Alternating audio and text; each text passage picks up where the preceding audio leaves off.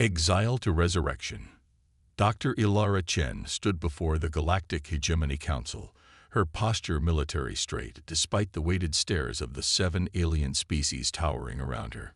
The amphitheater's acoustics magnified every sound, including the patronizing tone of High Counselor Vexthor. Dr. Chen, your continued insistence that our established planetary classification protocols are, and I quote, dangerously oversimplified, undermines the very foundation of our scientific cooperation.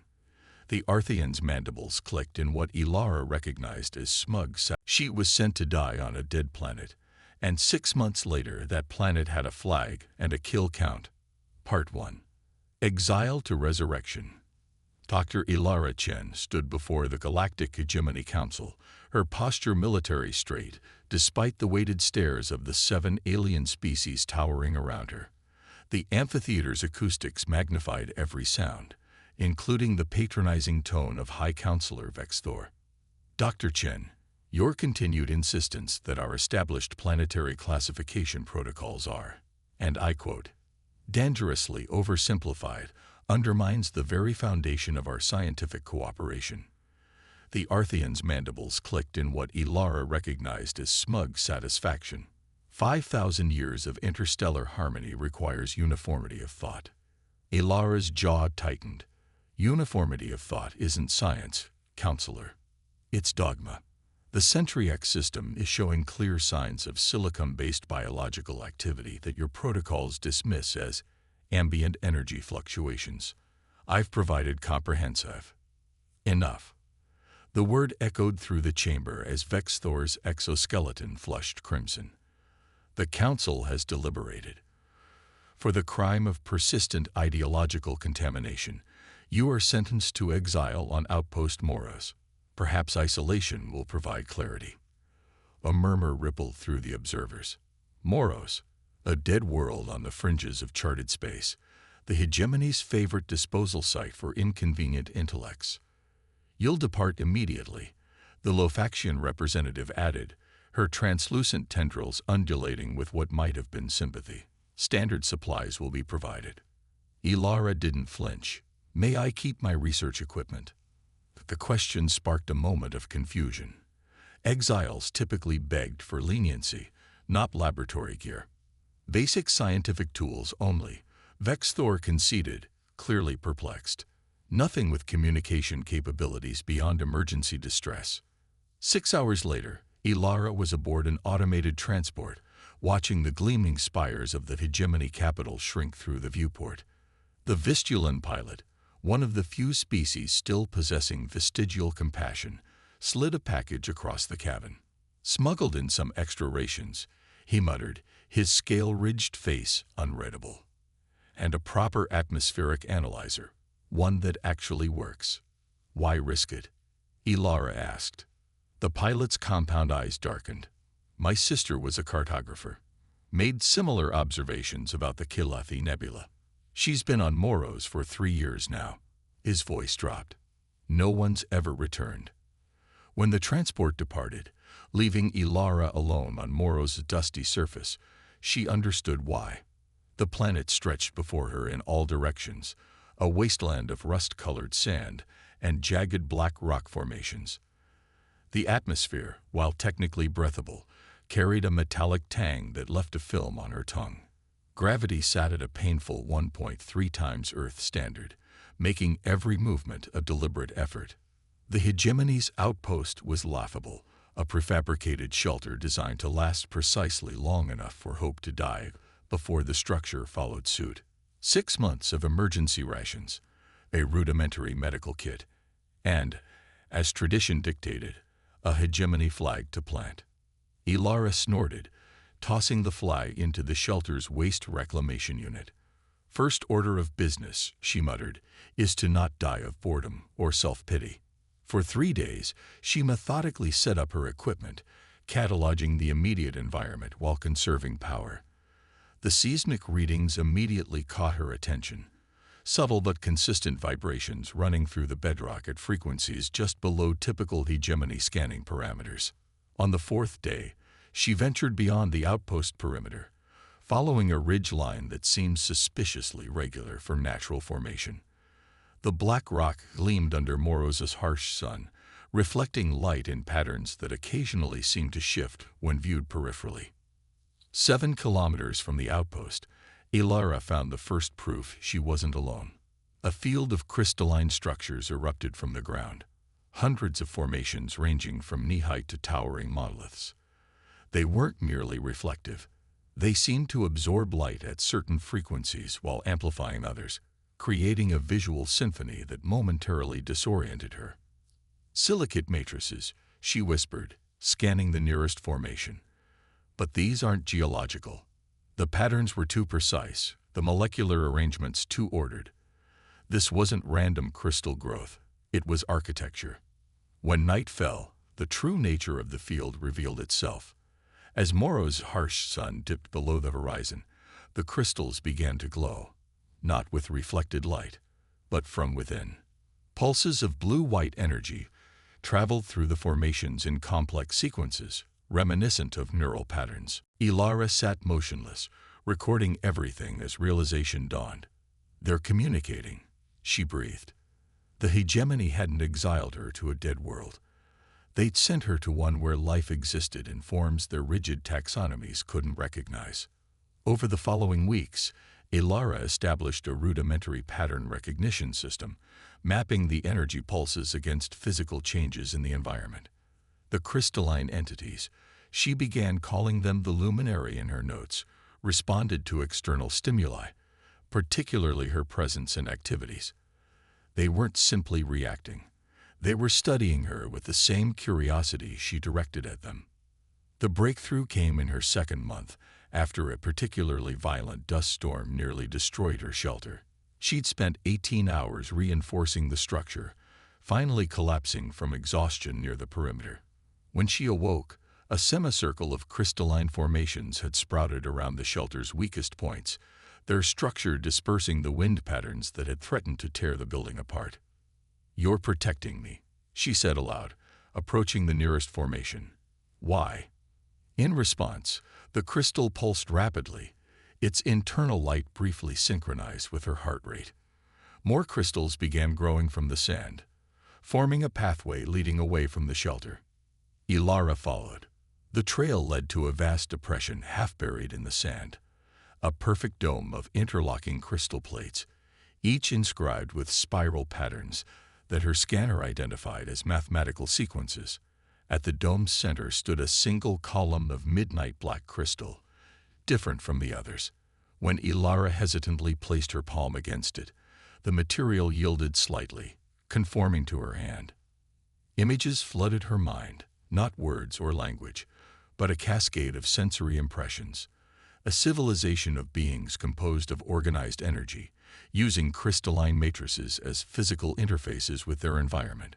The catastrophic impact of a stellar fragment 500,000 years ago, devastating the surface.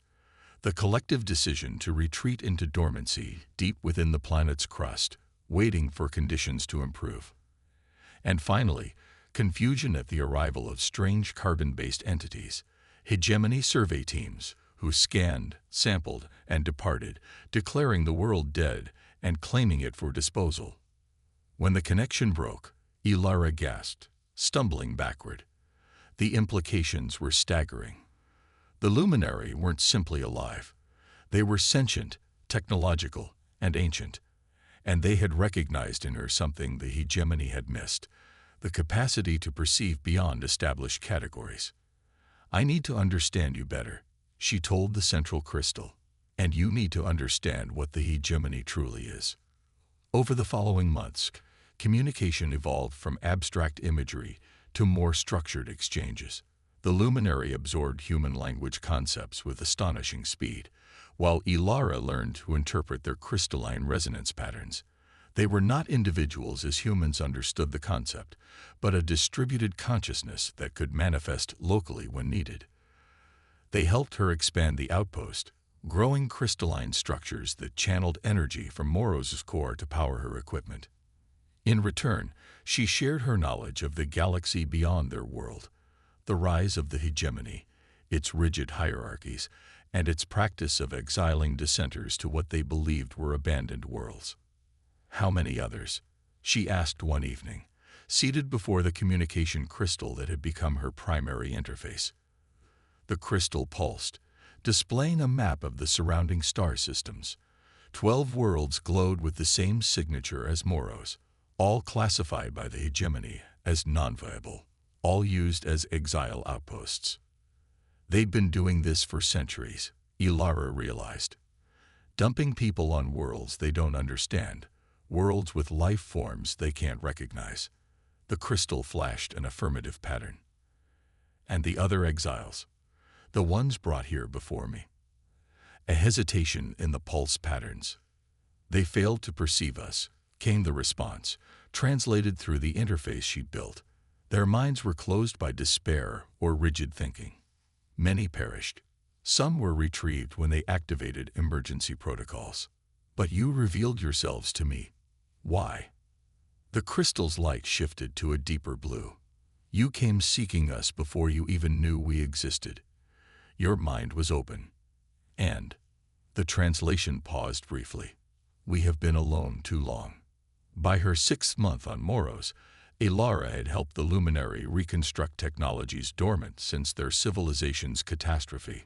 Together, they built a new kind of shelter, a living structure that adapted to environmental changes and harvested energy from multiple sources. The Luminary, in turn, created interfaces that allowed their consciousness to inhabit mobile crystalline vessels, enabling easier interaction. From the salvaged components of her original shelter, Ilara constructed something the hegemony would never have anticipated: a long-range communication array capable of bypassing their monitoring systems. Her first transmission went to the only person she trusted to listen, the Vistulan pilot who had smuggled her the equipment. "Tell my sister," came his immediate response after she explained everything, "that she was right about Kylathi. And tell her I'm coming to get her." One by one, Ilara reached other outposts, connecting with exiles who had made similar discoveries. A network formed. Scientists, engineers, philosophers whose crimes had been seeing beyond hegemony limitations. They shared findings, developed technologies, and began formulating something previously unthinkable: a resistance. On the day marking 6 standard months since her arrival, Ilara stood on a ridge overlooking the valley that had become a thriving integration of human and luminary existence. Behind her rose a communication tower of crystalline materials that could transmit faster and farther than anything in the hegemony arsenal. And at its peak flew a flag, not the sterile emblem of the hegemony, but a new design, a black crystalline spiral on a field of midnight blue, representing the union of silicon and carbon intelligence. As she watched, the scanner she'd modified to detect approaching ships began to pulse. A hegemony vessel was entering the system, right on schedule for the standard 6-month check on exiles who hadn't yet activated emergency retrieval. "They're coming to see if I'd given up or died," she told the luminary representative beside her. The crystalline figure emitted a sound like wind through hollow tubes, their version of laughter. "What shall we show them instead?" Ilara smiled grimly. A revolution they never saw coming. Revolution and retribution. The hegemony inspection vessel emerged from hyperspace with the arrogant confidence of an empire accustomed to dominance. It was a sleek, predatory design, polished tritanium hull adorned with the 7-pointed emblem representing the founding species. Captain Drav of the Arthean Peacekeeping Division expected a routine check on outpost Moros, verify the exile was still alive, or collect remains if not, replenish minimal supplies, and depart. Such missions were beneath his station, but infractions against his superior, Counselor Vexthor, had necessitated this punitive assignment. Scanning surface, his sensor officer reported. Detecting anomalous readings. Drav chittered in annoyance. Specify. The outpost shelter has been modified, and their significant energy output, far beyond emergency power reserves. Drav's mandibles clicked together sharply. Visual. The view screen activated, displaying the dusty surface of Moros, Where a standard exile outpost should have stood, a complex of gleaming structures spread across the valley, most composed of materials unrecognizable to hegemony sensors. At the center rose a tower that pulsed with internal light, topped with an unfamiliar flag. Impossible, Drat hissed. What resources could a single human? A communication signal interrupted him, bypassing the ship's screening protocols and appearing directly on the main view screen. The human exile, Dr. Chen, stood before them, looking not like someone who had spent 6 months in isolated hardship, but like a person transformed by purpose. Hegemony vessel, she said calmly. This is Dr. Ilara Chen, speaking on behalf of the sovereign world of Moros. State your business. The bridge crew froze in collective shock. Exiles didn't name worlds. They didn't claim sovereignty. And they certainly didn't address hegemony representatives as equals. Drav recovered quickly, mandibles flaring in the Arthean display of authority. This is Captain Drav of the Galactic Hegemony. You will explain these unauthorized constructions immediately. Ilara's expression remained neutral. There's nothing to explain, Captain. Moros has never been under hegemony jurisdiction. You merely fail to recognize that this world was already inhabited. Behind her, a crystalline figure moved into view, a vaguely humanoid form composed of interlocking transparent structures housing pulsing blue-white energy. Drav recoiled instinctively. What abomination is this? He demanded. This, Ilara replied, is Ambassador Lumina of the Moros Collective, the silicon-based civilization your surveys dismissed as ambient energy fluctuations, the very discovery that led to my exile. The crystalline being stepped forward, its voice a harmonic resonance that somehow translated directly into comprehensible speech. We have inhabited this world for 800,000 of your standard years. Your claim is both recent and uninformed. Drav's compound eyes narrowed. Impossible. Our classifications. Hair wrong, Ilara finished. As I testified before the council. Now, unless you're here for diplomatic relations, I suggest you depart. Moros airspace is protected. Protected by what? Drav sneered. This vessel carries standard hegemony armaments, whatever you've constructed from scavenged parts. A pulse of energy swept through the ship, temporarily disrupting systems before they automatically rebooted. It wasn't destructive, merely demonstrative. That, said Ilara, was approximately 1% of our defensive capacity. We've had 6 months to integrate luminary crystalline technology with human ingenuity. Would you care for a more explicit demonstration? The sensor officer's voice had risen an octave. Captain, I'm detecting energy signatures unlike anything in our databases. Whatever they're using, it's not scavenged parts. Drad's mandibles worked furiously as he calculated options. This is insurrection, he finally said. The hegemony will not tolerate. It's self-determination, Ilara corrected. And we're not alone. The view screen expanded to show a galactic map. 12 points of light pulsed in synchronization. The 12 worlds the luminary had identified, all supposedly dead, all used as exile outposts, all now awakened. Each of these worlds hosts silicon-based civilizations similar to the luminary, Ilara explained. Each has been collaborating with the humans you exiled there. Together, we've established the Free Worlds Alliance, a mutual defense pact and knowledge exchange. The bridge had gone utterly silent. Here is our proposal, Ilara continued. The hegemony acknowledges the sovereignty of the Free Worlds Alliance. In return, we share technological advancements that will benefit all species. Refuse, and we publicly reveal how the mighty hegemony has been blindly dumping its dissidents on sentient worlds for centuries. Ambassador Lumina stepped forward again. We have no desire for conflict. We seek recognition and peaceful coexistence. The choice is yours. Drav's training warred with his survival instinct. The hegemony did not negotiate with exiles, but the being standing beside the human. Its very existence challenged fundamental hegemony principles, and the energy readings were genuinely alarming. I will relay your message to the Council, he said stiffly. Do that. Ilara nodded. You have 48 hours before we broadcast our existence to every world in hegemony space. The transmission ended, leaving the bridge in stunned silence. Set course for the capital, Drav ordered. Maximum speed. As the ship accelerated away from Moros, Ilara watched from the communication tower, Ambassador Lumina at her side. They will return with greater force. The crystalline being observed. Of course they will, Ilara agreed. The hegemony doesn't surrender power willingly. And yet you smile. Ilara turned to her ally. Because we're ready. The other worlds are aligning their defense grids as we speak. The network is operational.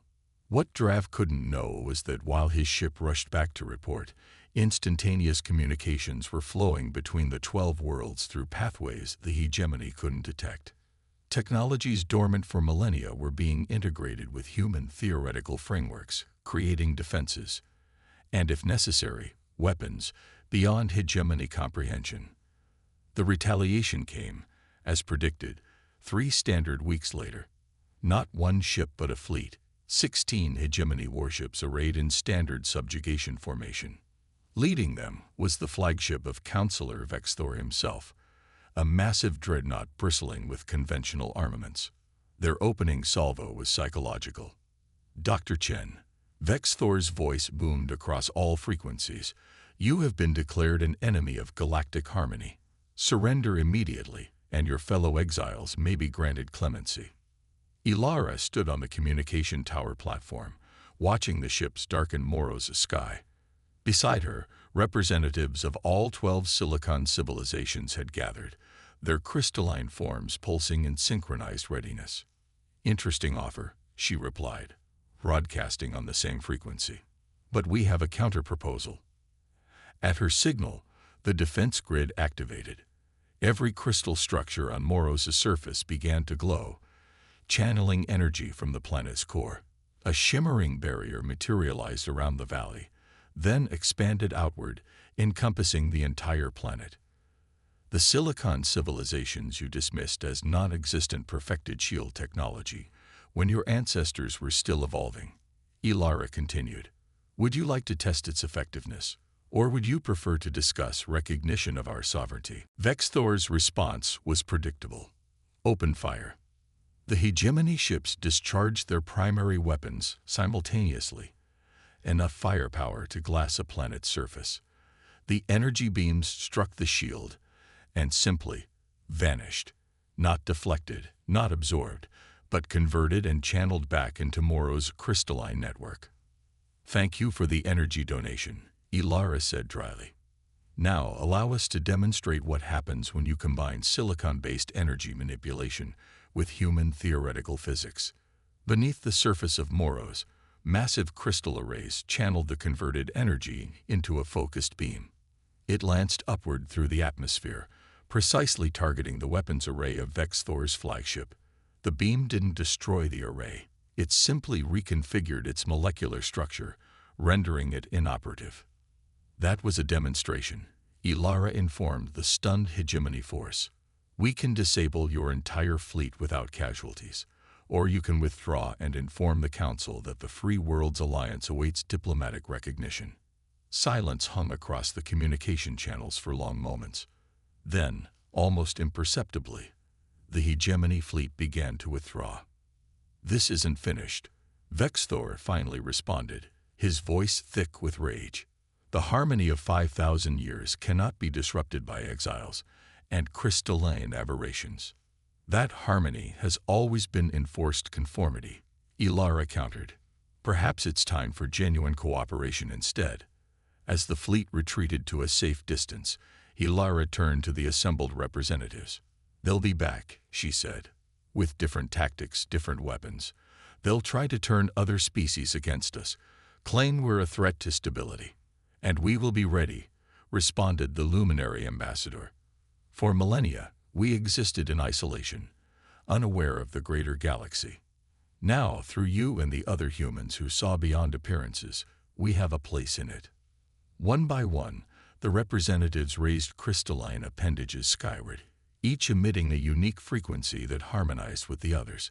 Ilara recognized it as the Alliance Anthem, a mathematical symphony representing the unique vibration patterns of each world. In the months that followed, the Alliance grew stronger. Other exiles were rescued from hegemony outposts across the galaxy. Species previously suppressed by hegemony classification systems made contact, seeking alliance. The crystalline technologies, combined with human adaptability, created innovations that solved problems the hegemony had declared unsolvable. A year after her exile, Ilara stood again in the Galactic Council chamber, not as a prisoner, but as the elected representative of the Free Worlds Alliance. The chamber had changed.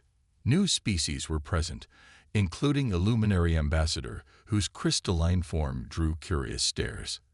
The hegemony representatives sat stiffly, their dominance visibly diminished. The galaxy stands at a crossroads, Ilara began. For millennia, the hegemony has defined life according to rigid categories, declaring anything outside those boundaries non-existent. This approach has not only limited scientific progress, but has actively harmed civilizations that didn't fit your preconceptions. She gestured to the luminary ambassador. The beings you dismissed as energy fluctuations built interstellar travel when your ancestors were discovering fire. The atmospheric phenomena you classified as inert gas clouds in the Viridia sector are actually sentient collective consciousness. The random quantum fluctuations in the Cygni expanse are the communication patterns of multidimensional intelligences. A murmur ran through the chamber. The Free Worlds Alliance offers a new model, one of genuine cooperation, where different forms of life contribute their unique perspectives rather than conforming to arbitrary standards. We invite the hegemony to join us as equals, not rulers. Counselor Vexthor rose, his exoskeleton darkened with suppressed rage. And if we refuse this invitation, Ilara met his compound gaze steadily. Then you will find yourselves increasingly isolated as more worlds choose alliance over subjugation. The universe is far more diverse than your classifications allow. Adapt or become irrelevant. As she spoke, the flag of the Alliance, the crystalline spiral on midnight blue, unfurled behind her. It represented more than just the union of silicon and carbon life. It symbolized the fundamental principle the hegemony had forgotten, that true understanding requires openness to the unexpected, the unclassified, the previously unseen. They had sent her to die alone on a dead planet. Instead, she had found new life, new allies, and a new future for the galaxy. And that flag now flew over worlds the hegemony had never truly understood. Worlds whose kill count of hegemony warships served as a reminder that underestimation was the greatest danger of all.